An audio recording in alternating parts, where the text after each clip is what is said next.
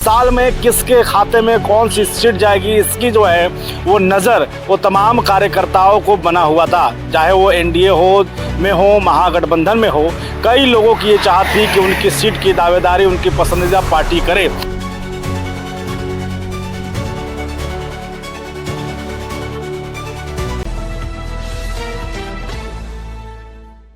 जी नमस्कार, मैं हूं राज पाठक और आप देख रहे हैं बुलेट न्यूज़ टीवी। देखिए, जिस घड़ी का इंतज़ार तमाम लोगों को था, क्योंकि चुनावी साल है और इस साल में किसके खाते में कौन सी सीट जाएगी, इसकी जो है वो नज़र वो तमाम कार्यकर्ताओं को बना हुआ था। चाहे वो एनडीए में हो, महागठबंधन में हो, कई लोगों की ये चाहत थी कि उनकी सीट की दावेदारी उनकी पसंदीदा पार्टी करे और ऐसा ही कुछ हुआ। देखिए, एनडीए में मंथन लगातार जारी था और इस बीच में जो है अब इस बात का खुलासा हुआ कौन कितने सीटों पर लड़ेगा। हम लगातार आपको इससे जुड़े अपडेट दे रहे हैं। आपको मालूम है कि एक तरफ आज जो बंटवारा हुआ उसमें क्लियर हो गया है कि जदयू 101 सीट पर लड़ेगी, वहीं पर बीजेपी भी 101 सीट पर लड़ने वाली है और चिराग पासवान की पार्टी लोजपा रामविलास जो है वो 29 सीटों पर चुनाव लड़ने वाली है।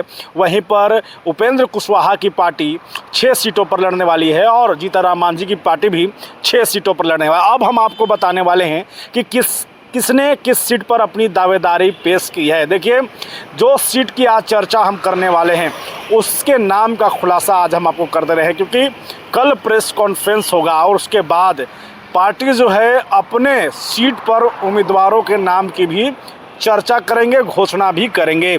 लेकिन आज आपको बता दें कि हम जिसकी चर्चा करने वाले हैं, हम पार्टी के खाते में कौन कौन सी सीटें गई हैं। देखिए, हम पार्टी के खाते में टेकारी विधानसभा सीट, कुटुंबा विधानसभा सीट, अतरी विधानसभा सीट। अतरी से खुद जीतनराम मांझी आते हैं, तो अतरी से वो लगातार मांग कर रहे थे। अतरी जदयू के खाते में थी और वो कह रहे थे कि अतरी में सेवा करना है हमको, इसलिए अतरी की जिम्मेवारी मिलनी चाहिए।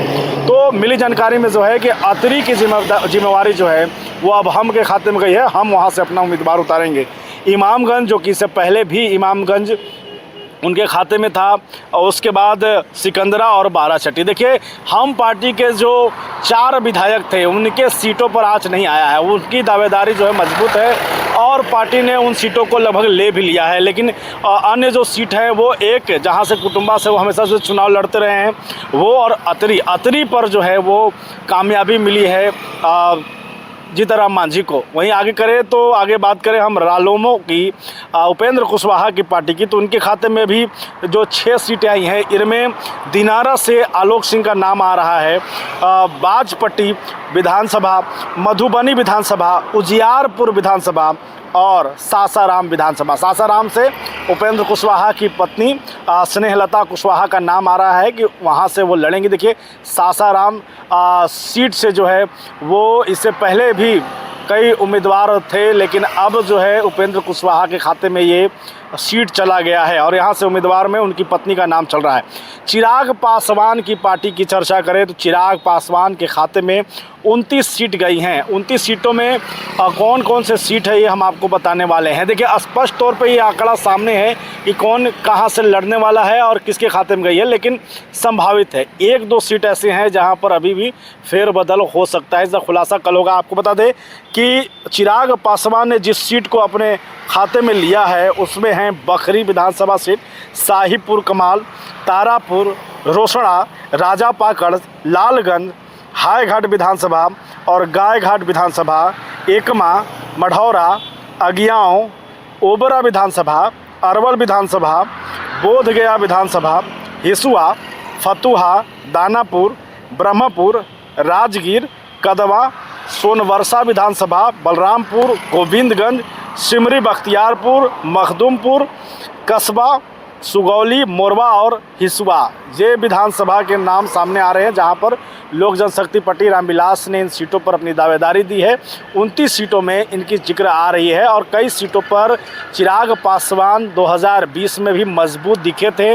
वहां पर उनके जो कैंडिडेट थे वो अच्छी खासी वोट लेकर के वहां पर पहुंचे थे। कई तो ऐसे उम्मीदवार थे जो दूसरे नंबर पर रहे थे, कुछ वोट से जो है चुके थे, जिनमें ओबरा विधानसभा भी आता है।